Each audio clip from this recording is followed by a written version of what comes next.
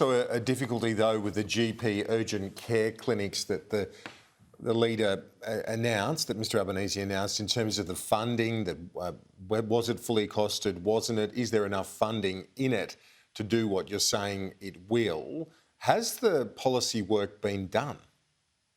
Oh, it has been. And again, this is beat up by the Liberal Party here. Let's be clear, the way in which we've engaged in costing is exactly the way all oppositions have done, using the PBO. And we've been informed by the PBO in terms of the policy work that we've done in the normal way, and we will have all our policies costed by the PBO before election day. So we are approaching this in exactly the way that oppositions do in using the PBO and developing their policies, and the Liberal Party absolutely know that. Labor says it's going to legislate an integrity commission by Christmas. The Prime Minister says it's 2 pages of fluff, whereas they had 300 pages of detail in their model, which was rejected by Labor. Well, detail, Kieran, that was not only rejected by Labor, but rejected by every expert in this area. I mean, they've come up with a proposition which has no teeth in it at all. We have been committed to implementing an anti-corruption body at a federal level for many years now. We've made it clear that if elected, we will do it by the end of this year. But it doesn't surprise me that this is a promise that the federal government and Scott Morrison are walking away from. But if you look at the Sports Rules program that was being implemented literally 3 years ago in the lead up to the last election, that was an appalling waste of money, where you saw the lines blur in Scott Morrison's head between public money and Liberal Party money. So it doesn't surprise me at all that they are concerned about putting in place a serious anti-corruption body at a federal level. They have walked away from their commitment to do that. We've made it clear that we will honour the commitment, and that it is very much a promising commitment from Labor, and we'll do it this year. Should it have retrospective powers? Well, what it needs to be is a body which is independent, and it will be a matter for them as to how far they look back in relation to any issue that they seek to investigate. But what we will be doing in setting up a body of this kind is to give it its independence and make sure that it's arm's length of government. Let's look at this Liberal candidate in Warringah, Catherine Deves. The Prime Minister says that she's making a point that many people would agree with, although that the way she did it, she says she no longer feels comfortable with. She's apologised for that. But will there be a lot of voters, not just Liberal voters, but more broadly, people who support her general argument about protecting the rights of women and girls in sport? Well, I think the comments that Catherine Deves made, I think, were offensive.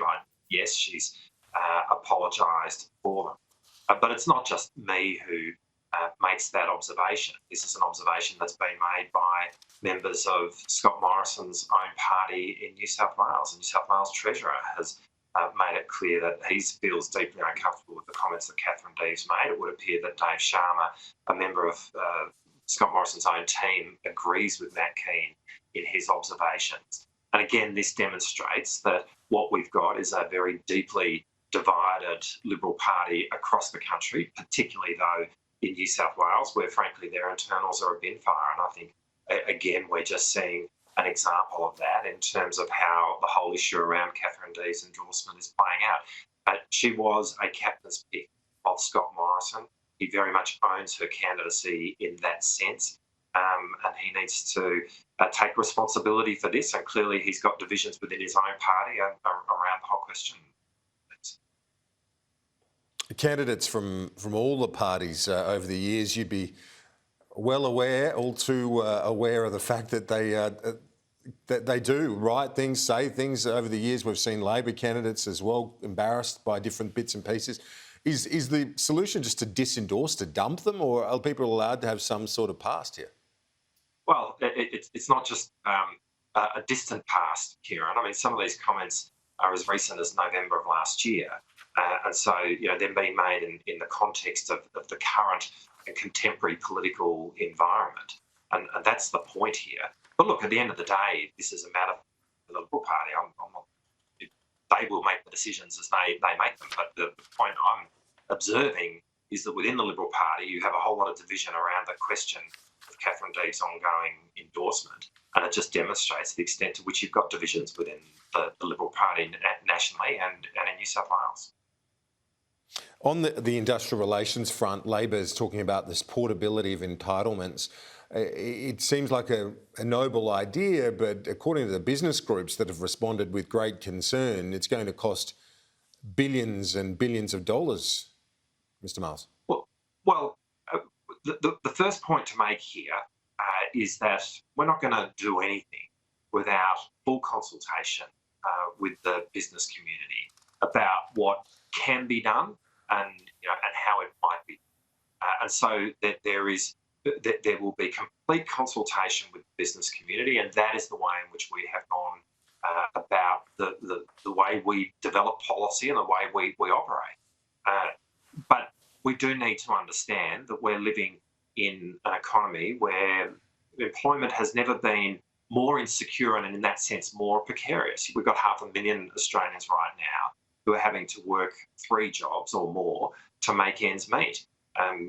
You think about the gig economy, which is a growing part of the economy. Questions of employment security in that part of the economy are really difficult compared to how we understand that term with standard employment that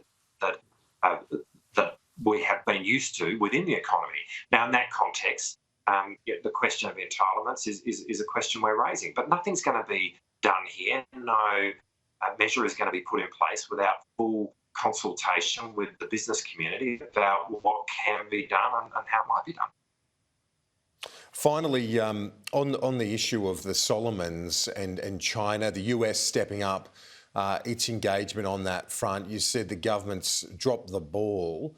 But on the climate front, if you look at what China's committed to, it's hardly a beacon in terms of climate action itself. So where's the argument here in terms of why the Solomons is open to the embrace of Beijing? Well, the fact of what we are seeing play out in Solomon Islands right now can only be seen in the context of a failure of Australian foreign policy. We need to be clear about that. This is a government which has been asleep at the wheel. And it's a failure of Australian foreign policy because the starting point in terms of all the relationships that the countries of the Pacific have with the rest of the world ought to be in terms where Australia is the natural partner of choice. And we are the natural partner of choice if we put in the effort and if we do the work, because we are the country that the countries of the Pacific look to.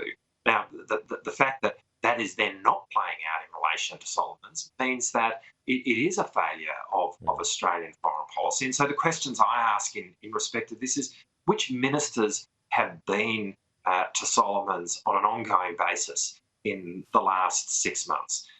Who has Manasseh Sogavari's phone number on their phone? Why did it take so long before we saw Zed Sejelta go to Solomons after this became an issue that was raised? And indeed, we heard the Americans making clear that they were going to visit Solomons before the Australian government sent Zed there.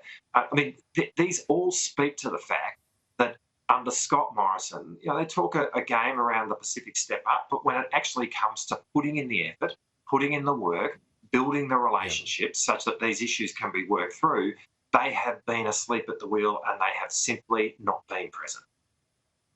Deputy Labor Leader Richard Marles, happy Easter to you and your family. Thanks for making the time to speak to us this Sunday. Thanks, Kieran. You too.